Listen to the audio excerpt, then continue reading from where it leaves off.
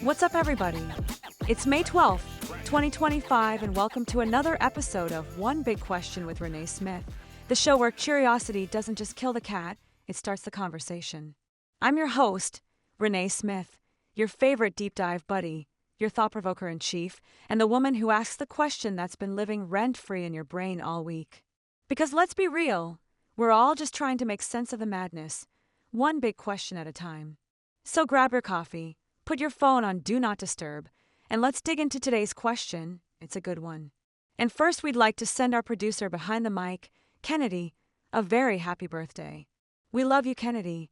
A charismatic 37-year-old, Burkina Faso's military ruler, Captain Ibrahim Traoré, has skillfully built the persona of a Pan-Africanist leader determined to free his nation from what he regards as the clutches of Western imperialism and neocolonialism.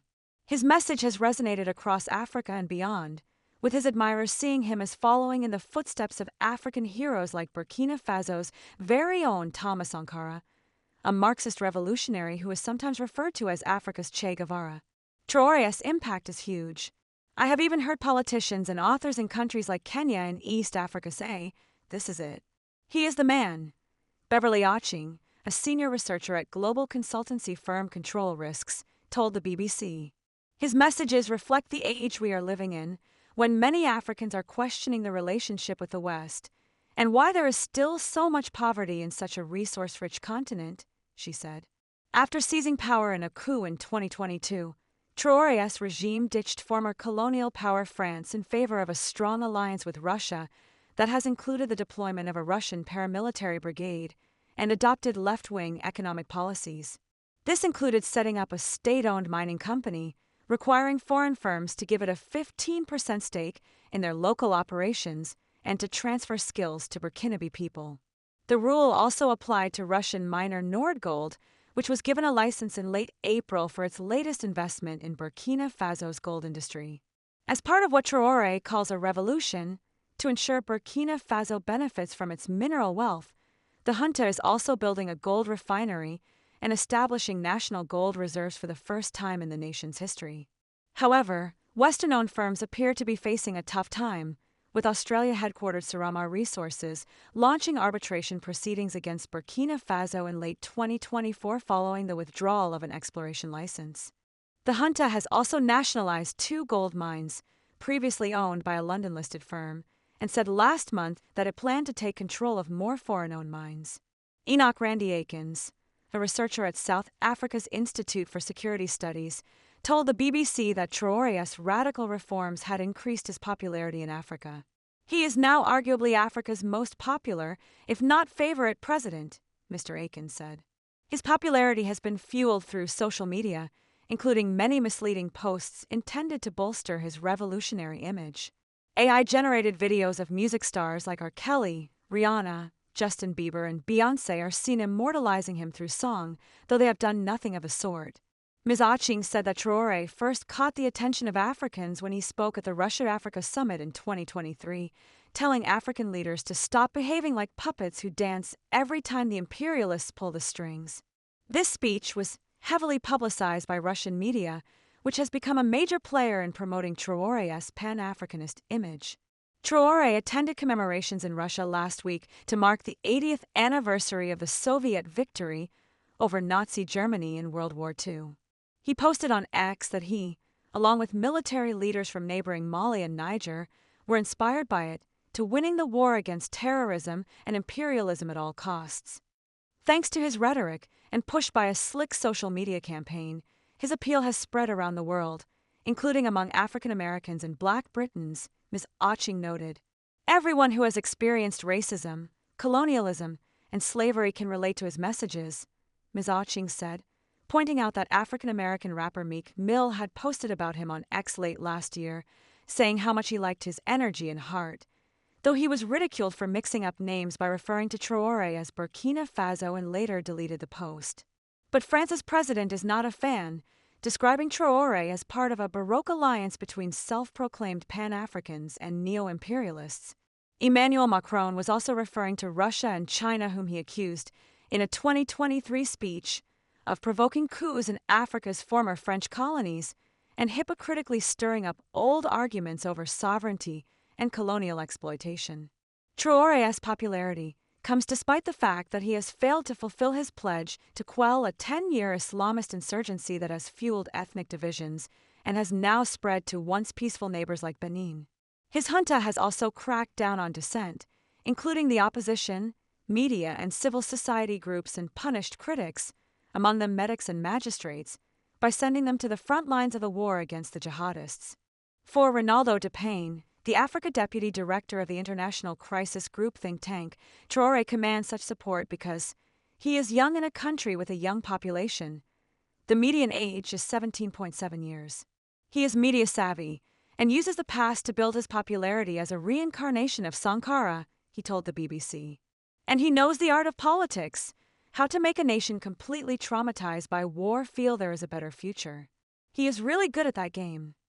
Sankara rose to power in a coup in 1983 at the age of 33, rallied the nation under the motto "Fatherland or Death, we will win," and was killed 4 years later in another coup that put Burkina Faso back in France's political orbit until Traoré's seizure of power. Ghanaian security analyst Professor Kwesi Aining, who previously worked at the Kofi Annan International Peacekeeping Training Center, said the popularity of the military leader reflected a political shift taking place on the continent, especially in West Africa. A 2024 survey in 39 countries by Afrobarometer showed a drop in support for democracy, although it remained the most popular form of government. Democracy has failed to give hope to the youth. It has not delivered jobs or better education and health, Professor Aining told the BBC. He said Traoré was offering an alternative and recapturing the spirit of two historic epochs. It was Traoré who stole the show at the inauguration of Ghana's President John Mahama in January, when he arrived wearing battle fatigues with a pistol in his holster. There were already 21 heads of state there, but when Traoré walked in, the place lit up. Even my president's bodyguards were running after him, Professor Aining said. Traoré offered a sharply contrasting image to some of the continent's other leaders who struggled to walk but clung to power by rigging elections, he said. Traoré is stylish and confident, with a very open face and a small smile. He is also a powerful orator and presents himself as a man of the people. In a sign that his Russian allied junta has made some progress on the economic front, the International Monetary Fund, IMF, and World Bank have given a generally upbeat assessment. In a statement in early April, the IMF said that despite a challenging humanitarian and security environment, the economy was expected to remain robust in 2025, and the regime had made commendable progress in raising domestic revenue, containing the public wage bill, and increasing spending on education, health, and social protection. As for the World Bank, it said that inflation had surged from 0.7% in 2023 to 4.2% in 2024, but the extreme poverty rate, which refers to people living on less than $2.15, pound 1.61 a day, had fallen by almost 2 percentage points to 24.9% because of robust growth in the agriculture and services sectors.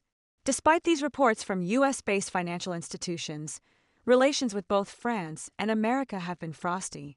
A recent example being the claim by the head of the U.S. Africa Command, Gen. Michael Langley, that Traoré was using Burkina Faso's gold reserves for his junta's protection rather than the nation's benefit. This appeared to be a reference to the long-standing view of the U.S. and some of its African allies that Russian forces were propping up Traoré in exchange for a stake in Burkina Faso's gold industry, undermining the military ruler's image as a leader who expelled French troops in 2023 to reclaim the country's sovereignty. Gen. Langley's comments, made in early April during a U.S. Senate committee hearing, triggered an uproar among the captain's supporters, who felt their hero was being smeared. This was further inflamed when shortly afterwards, the Burkinabe junta said it had foiled a coup plot, alleging the plotters were based in neighboring Ivory Coast, where Gen. Langley then made a visit. Ivory Coast denied being involved in any plot, while the U.S. Africa Command said Gen. Langley's visit had focused on addressing common security challenges, including violent extremism. But the junta took the opportunity to organize one of its biggest rallies in Burkina Faso's capital over fears that imperialists and their lackeys were trying to depose the captain. Because Colin Powell lied, Iraq was destroyed. Barack Obama lied, Gaddafi was killed. But this time, their lies won't affect us, one protester, musician Asabi Yohan, told the Associated Press news agency. Rallies in solidarity with Traoré were also held abroad, including in London on the same day. He took to social media afterwards, posting in French and English to express his gratitude to them for sharing his vision for a new Burkina Faso and a new Africa, adding, "Together, in solidarity, we will defeat imperialism and neocolonialism for a free, dignified and sovereign Africa." It is impossible to say how things will end for the young captain, but he, along with military leaders in Mali and Niger, have certainly shaken up West Africa, and other states have followed their example by ordering French forces to leave.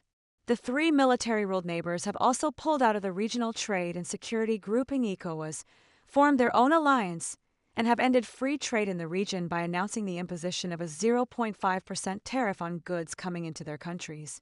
Mr. Aiken said Traoré could learn from others, pointing out that when Rawlings took power in Ghana at the age of 32, he was known as Junior Jesus, but after 19 years, he left a mixed legacy. He had been unable to stem corruption despite helping to create an enduring democracy. For a lasting legacy, Mr. Aiken said, Traoré should focus on achieving peace and building strong state institutions to bring about good governance rather than personalizing power and cracking down on dissent. Next on our podcast, going back to the moon after half a century and then to Mars literally means reinventing the wheel. After all, Mars is a long way to come back if you get a flat. One thing you cannot have is a puncture, says Florent Menegaux, chief executive of the French tire maker Michelin. The tough conditions on Mars have been underlined by the experience of the unmanned Curiosity rover. Just a year after landing in 2012, its 6 rigid aluminium tires were visibly ripped through with punctures and tears. As for the moon, the U.S. Artemis missions aim to return astronauts there, perhaps by 2027. Later Artemis missions plan to use a lunar rover to explore the moon's south pole, starting with Artemis V, currently scheduled for 2030. The Artemis astronauts will be driving much further than their Apollo forebears, who in 6 landings between 1969 and 1972 never ventured more than 25 miles, 40 kilometers, across the moon's surface. The target is to cover 10,000 kilometers in 10 years, says Sylvain Barthet, who runs Michelin's lunar airless wheel program in the central French town of Clermont-Ferrand. We're not talking about short, week-long durations. We're talking about decades of utilization, says Dr. Santo Padula, who has a PhD in materials science and works for NASA as an engineer at the John Glenn Research Center in Cleveland, Ohio. One big challenge for anyone developing technology for the moon are the huge temperature ranges. At the lunar poles, temperatures can plunge lower than -230°C. That's not far off absolute zero, where atoms stop moving. And that's a problem for tires. Without atom motion, you have a hard time having the material be able to deform and return, says Dr. Padula. The tires need to be able to deform as they go over rocks, and then ping back to their original shape. If we permanently deform a tire, it doesn't roll efficiently, and we have issues with power loss, says Dr. Padula. The new wheels will also carry much bigger loads than the lightweight rovers Apollo astronauts cruised around in. The next space missions will need to drive round bigger science platforms and mobile habitats that get larger and larger, he says. And that will be an even heftier problem on Mars, where gravity is double that on the moon. Apollo's lunar rovers used tires made from zinc-coated piano wire in a woven mesh, with a range of around 21 miles. Since extreme temperatures and cosmic rays break down rubber or turn it to a brittle glass, metal alloys and high-performance plastic are chief contenders for airless space tires. In general, metallic or carbon fiber-based materials are used for these wheels, says Pietro Baglione, team leader of the European Space Agency's ESA Rosalind Franklin mission, which aims to send its own rover to Mars by 2028. One promising material is nitinol, an alloy of nickel and titanium.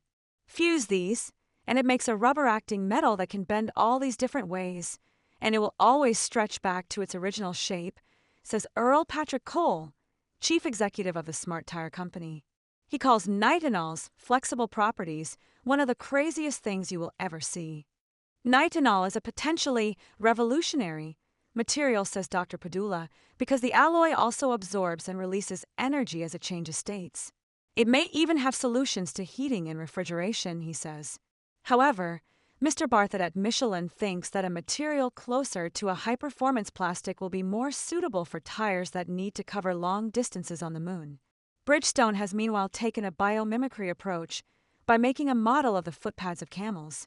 Camels have soft, fatty footpads that disperse their weight onto a wider surface area, keeping their feet from sinking into loose sandy soil. Inspired by that, Bridgestone is using a felt-like material for its tread, while the wheel comprises thin metal spokes that can flex. The flexing divides the lunar module's weight into a larger contact area, so it can drive without getting stuck in the fragments of rock and dust on the moon's surface. Michelin and Bridgestone are each part of different consortiums that, along with California's Venturi Astrolab, are presenting their proposed tire tech to NASA at the John Glenn Center this month, May.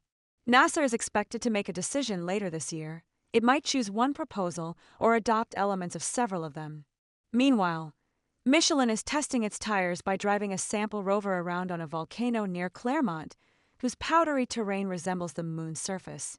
Bridgestone is doing the same on western Japan's Tottori sand dunes.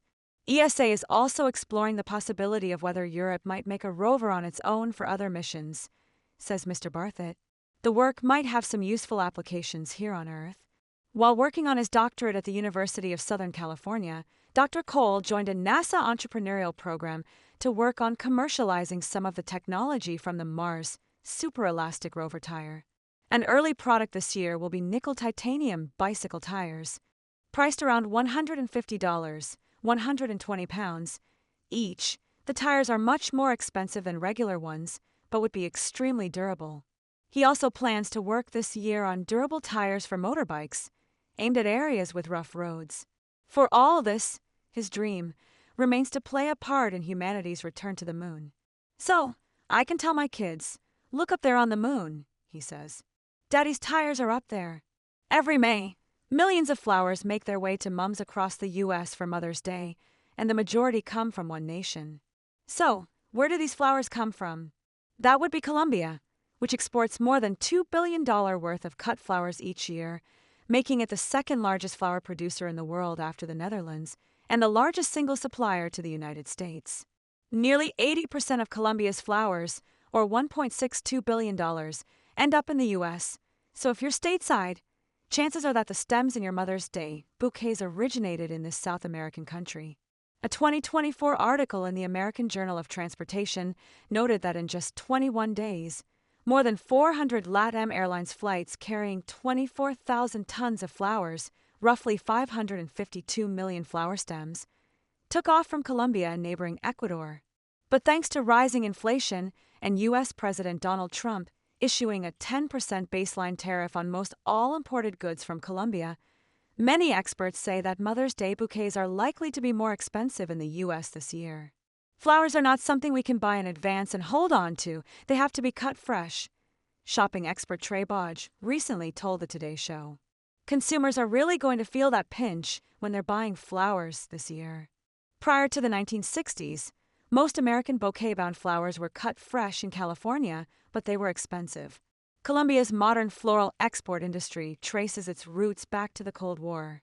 Then in 1961, U.S. President John F. Kennedy created the $100 billion Alliance for Progress Initiative, which aimed to combat the threat of communism by enhancing economic cooperation between the U.S. and Latin America. Colombia became a key focus of the administration, and one of the program's first tasks was to help Colombia develop its agricultural industry. Kennedy even visited Colombia's capital, Bogotá, in 1961, when nearly one-third of the city's 1.5 million people swarmed the streets to catch a glimpse of the U.S. President and First Lady Jacqueline Kennedy Onassis. It was the largest reception JFK had while in office, and today, one of the city's densest neighborhoods is still named Kennedy. Things began to bloom in the 1970s when improvements in air transportation made it easier to connect Colombia's fertile soil with the booming demand for flowers in the U.S. and abroad. Entrepreneur and floriculture hobbyist Edgar Wells, whose export company sent the first shipment of cut flowers from Bogota to Miami in 1965, once compared Colombia's flower industry to the mythical legend of El Dorado, saying, "After 400 years, the true riches of El Dorado have been discovered, a permanent source of riches for all Colombians for all time." In 1991, the industry got an additional boost with the passage of the Andean Trade Preference Act, HPA, which offered many South American countries a way to import a wide variety of goods duty-free, including flowers.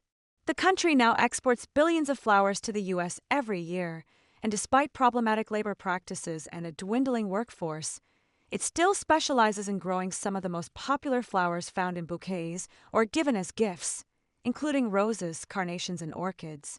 The impressive breadth of flowers grown in Colombia is partly due to the country's unique landscapes. The countryside surrounding city of Facatativa, outside of Bogota, is a hotspot for flower farms. The area, setting on a high plain savanna in the shadow of the Andes Mountains, makes an ideal space for flower growing, with more than 73% of Colombia's floral production taking place there. Further north, the area around Medellin accounts for an additional 24%. Since 1957, Medellin has celebrated its growing floral heritage with the annual Feria de las Flores flower festival, which is now the biggest cultural event in the city. Known as the City of Eternal Spring because of its beautiful year-round weather, Medellin explodes with color every August as the 10-day flower festival kicks off. The event, which takes place in downtown Medellin, features food, artists, vendors, and of course, flowers. The festival is best known for the elaborate Siliteros parade. The term Siliteros, or saddlemen, refers to the practice of men carrying goods on large circular plates worn on their backs. The tradition started as a way to transport produce, goods, and even people through the mountainous terrain of the Andes. However, it has become synonymous with flower sellers in Colombia because of the use of these back plates to transport flowers from farms in the mountains to the cities where they're sold. During the flower festival, Siliteros create elaborate artistic floral arrangements, which often depict important historical and cultural moments with flowers, and carry them through the streets on these traditional plates. A more common, but no less beautiful, way to experience Colombia's floral heritage is by visiting one of the many flower markets in cities around the country. For example, one of Medellin's famous farmers markets, the Placita de Flores, sells locally grown flowers alongside other goods and produce, as does the Mercado de Palaquimo in Bogota. Some flower farms also welcome guests, so that visitors can see exactly where their favorite blooms originate, while also directly supporting the people who grow them. Starting May 7th, many American citizens and residents will need a new form of ID to board domestic flights. This week, the U.S. government is set to implement a major change to its air travel policy that has been nearly 20 years in the making. Starting May 7th, U.S. citizens and residents will no longer be able to use a standard driver's license or state ID to board domestic flights. Instead, travelers will need to present a real ID, passport, or other acceptable form of identification at airport security checkpoints. Here's what you need to know. What is a real ID? The new Real ID is a federally compliant license or non-driver ID issued by a state's Department of Motor Vehicles, DMV, that meets new security standards at Transportation Security Administration, TSA, checkpoints. The new IDs look very similar to existing driver's licenses or state IDs, but are recognizable by a gold or black star located in the top right corner. The Real ID requirement bolsters safety by making fraudulent IDs harder to forge, thwarting criminals and terrorists. Adam Stahl, TSA senior official performing the duties of the administrator, explained in a statement. TSA will implement Real ID effectively and efficiently, continuing to ensure the safety and security of passengers while also working to minimize operational disruptions at airports. Who needs a Real ID? All American travelers over the age of 18 will be required to present a Real ID or another TSA acceptable form of identification, such as a passport or permanent resident card, in order to board domestic flights anywhere in the U.S. and its territories. Even travelers with TSA PreCheck are not exempt from these requirements. However, children under the age of 18 are still allowed to fly domestically without identification. How do travelers get a Real ID? To obtain a Real ID, travelers should use this map and click on their home state or territory to determine what specific documentation they'll need to apply. Most travelers will generally need to make an appointment at their local DMV and bring in documents that prove their identity and lawful status. These may include proof of identity and citizenship via a passport, birth certificate or green card, proof of address in the form of utility bills or bank statements, and a social security card. Applicants will be issued temporary identification while the real ID is processed and mailed, which can take several weeks. The cost to obtain the new ID varies from state to state, so it's recommended to check with the local Department of Motor Vehicles. What happens if U.S. travelers try to board a domestic flight without a real ID? American travelers without a real ID, passport, or other acceptable form of identification will be subject to additional screening and may be turned away and not allowed to board their flights. According to the U.S. Department of Homeland Security, DHS, website, without a real ID, the TSA officer may ask you to complete an identity verification process, which includes collecting information such as your name and current address to confirm your identity. In addition to a passport, the DHS website notes that an enhanced ID or a DHS Trusted Traveler card such as Global Entry may be presented in lieu of a real ID. However, the DHS warns that this list is subject to change, so travelers should be sure to double-check with TSA to confirm before arriving at the airport. Why does the government now require real IDs? Following the 9/11 terrorist attacks, the 9/11 Commission recommended the U.S. Congress pass the Real ID Act in order to establish more stringent security standards for driver's licenses and other identification documents. However, the COVID-19 pandemic and opposition from state governments led to several postponements of the Real ID rollout since the act was originally passed. How this new rule will affect all passengers, not just U.S. citizens. While the rule only applies directly to American travelers, it's believed that anyone traveling within the U.S. may be affected by these new requirements, as longer lines are expected at airport security checkpoints. Travelers are encouraged to arrive early for flights in order to accommodate potential longer wait times and additional screenings, ideally 2 hours before domestic flights and 3 hours before international flights. The U.S. and China have agreed a truce to lower import taxes on goods being traded between the two countries. The agreement marks a major de-escalation of a trade war between the world's two biggest economies, which has sent shockwaves impacting countless other countries, including the UK. Here's what it all means. What has been announced? Both the U.S. and China have confirmed a reduction in the tariffs they imposed on each other following the initial escalation by President Donald Trump earlier this year. The deal involves both nations canceling some tariffs altogether and suspending others for 90 days, by May 14th. The result is that additional U.S. tariffs on Chinese imports, that's the extra tariffs imposed in this recent standoff, will fall to from 145% to 30%, while recently hiked Chinese tariffs on some U.S. imports will fall from 125% to 10%. China has also halted and scrapped other non-tariff countermeasures, such as the export of critical minerals to the U.S., which it put in place in response to the initial escalation. The U.S. measures still include an extra 20% component aimed at putting pressure on Beijing to do more to curb the illegal trade in fentanyl, a powerful opioid drug. The announcement came after the two countries held talks in Switzerland, the first between the two countries since Trump sparked the latest tariff war. What happens after 90 days? Trying to predict the next steps in this ongoing trade war between the U.S. and China these past few months has been difficult to say the least. But this is a major agreement between the world's two powerhouse economies and has been broadly welcomed. Even if the suspended tariffs are reinstated after 90 days, because the vast majority of the tariffs that were announced after Liberation Day have been canceled, U.S. tariffs on China would only rise to 54%, and Chinese tariffs on the U.S. would rise to 34%. However, talks between both governments are set to continue, so a further deal might be struck. U.S. Treasury Secretary Scott Bessent said the consensus from both countries was that neither side wants a decoupling, while China's Commerce Ministry said the agreement was a step to lay the foundation to bridge differences and deepen cooperation. So relations between the U.S. and China are sounding more friendly, but as we've seen so far during this Trump presidency, things can change quickly. What goods do the U.S. and China trade with each other? In a word, lots. In 2024, The biggest category of goods exported from the U.S. to China were soybeans, primarily used to feed China's estimated 440 million pigs. The U.S. also sent pharmaceuticals and petroleum. Meanwhile, China exported large volumes of electronics, computers, and toys. The biggest category of U.S. imports from China is smartphones, accounting for 9% of the total. A large proportion of these smartphones, Apple iPhones, made in China. However, the U.S. buys much more from China, $440 billion, than it sells to it, $145 billion, which is something Trump has long been unhappy with.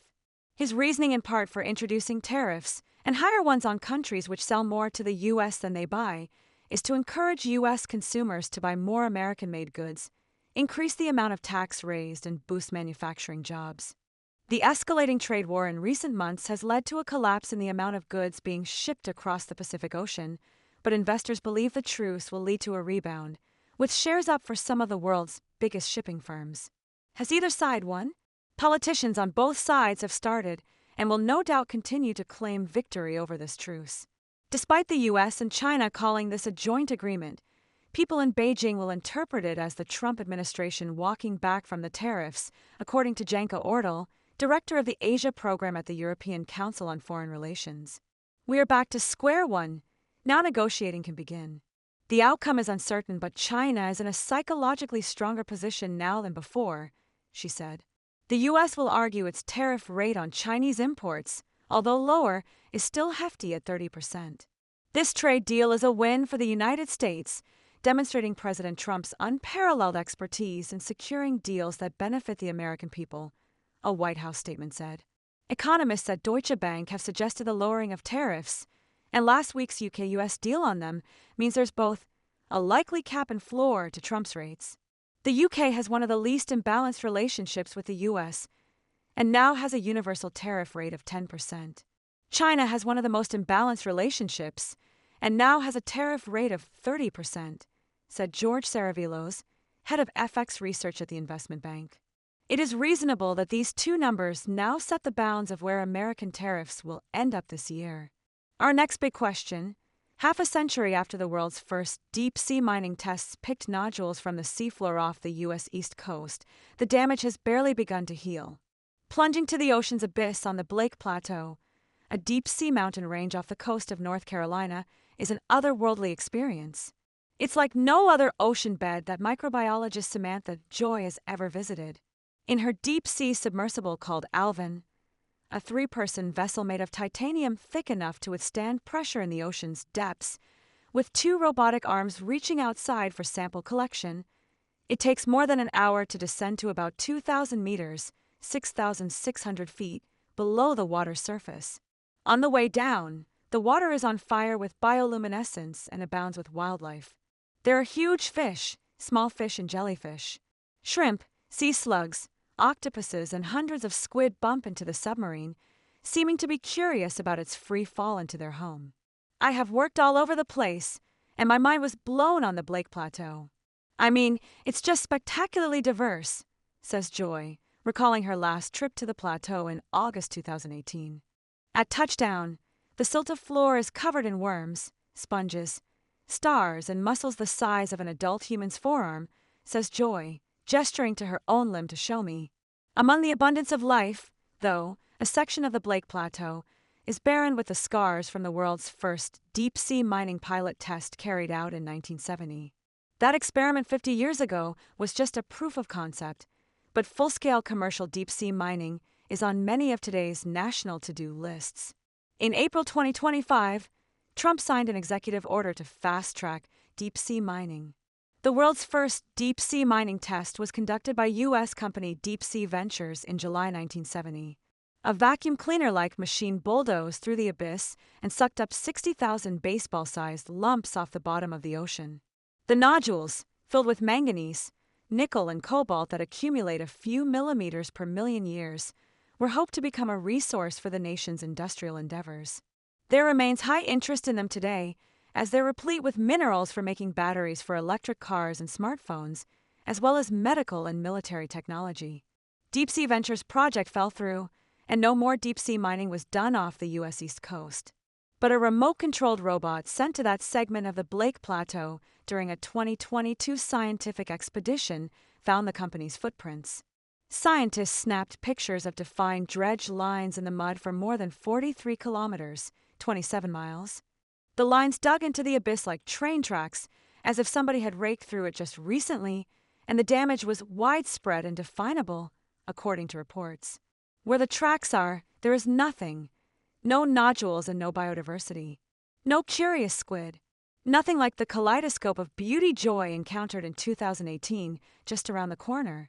While no data is available on what that part of the Blake Plateau looked like before the deep-sea mining experiments in the 1970s, the contrast between the desolate scraped mud tracks and the rest of the Blake Plateau is stark. You can see these tracks in the image at the top of this article. The site is a proxy for what might happen elsewhere, says Joy. Before and after data from a mining simulation in an analogous area in the Pacific Ocean, the Clarion-Clipperton Zone, southeast of Hawaii and poised to be a deep-sea mining hotspot, suggests these ecosystems take hundreds of years to bounce back. Segments there that had been test-plowed through in 1989 had much lower diversity of large animals, especially filter feeders, and still had up to just half of their microbial communities after 26 years. And if you were thinking about something that was going to recover pretty quickly, it would be microbes, right? Says Joy. And that was essentially a controlled experiment supposed to do minimal damage. Research from March 2025 confirmed the findings, noting that despite some recent recolonization of the area, the impacts likely last for decades. The Metals Company and Impossible Metals, two players currently active in the field, say their machines are now much more sophisticated, sustainable, and less invasive than those from the pilot test half a decade ago. Impossible Metals, for instance, aims to pick up nodules one by one, delicately, their reports say, without raking the seabed.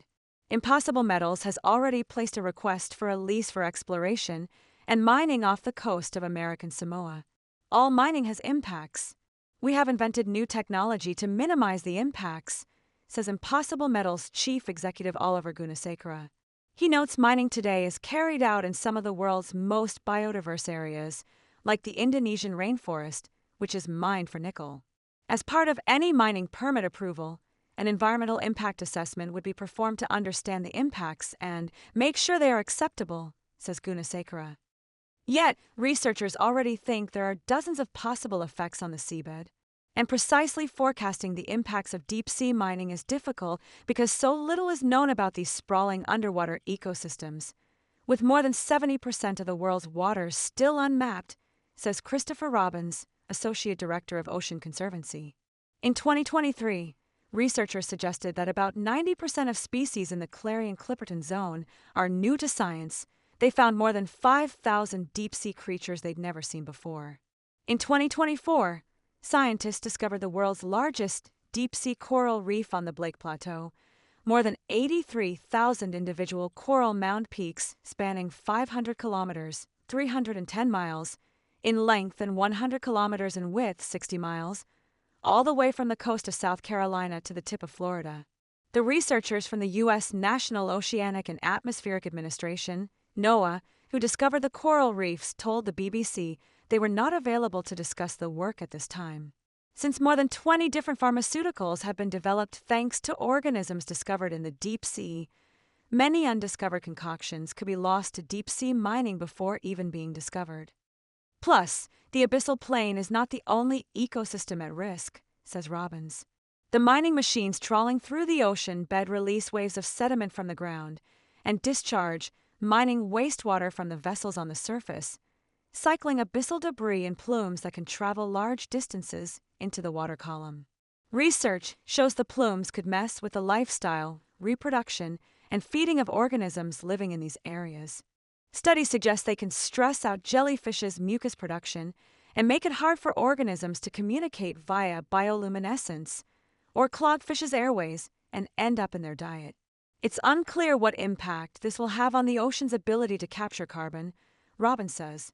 Species living in the dark zone above the abyss but below the surface are responsible for drawing down upwards of 6 gigatons of carbon, which is about 14% of the carbon that humans emit into the atmosphere each year, says Robbins. The The vacuuming vehicles could also be releasing more than 172 tons of carbon directly from the seabed every year for every square kilometer mined, according to Planet Tracker. Well, folks, that's going to wrap it up for today's episode of One Big Question with Renee Smith. As always, thank you for lending me your ears, your minds, and your curiosity. You already know this show wouldn't be what it is without you. If today's conversation sparked something in you, whether it answered your question or lit a whole new fire of wait, what? I'd call that a win. And hey, if you're walking away with more questions than answers, you're in the right place. That's kind of the point, right? Don't forget to follow the show wherever you're listening so you never miss a Monday drop. And if you're feeling generous, hit that 5-star button or leave a little love in a review. Helps the show grow and lets me know you're out there thinking of me. Until next time, stay curious, stay bold, and keep asking the big stuff. I'm Renee Smith, and I'll see you next week on One Big Question. Catch you later, thinkers.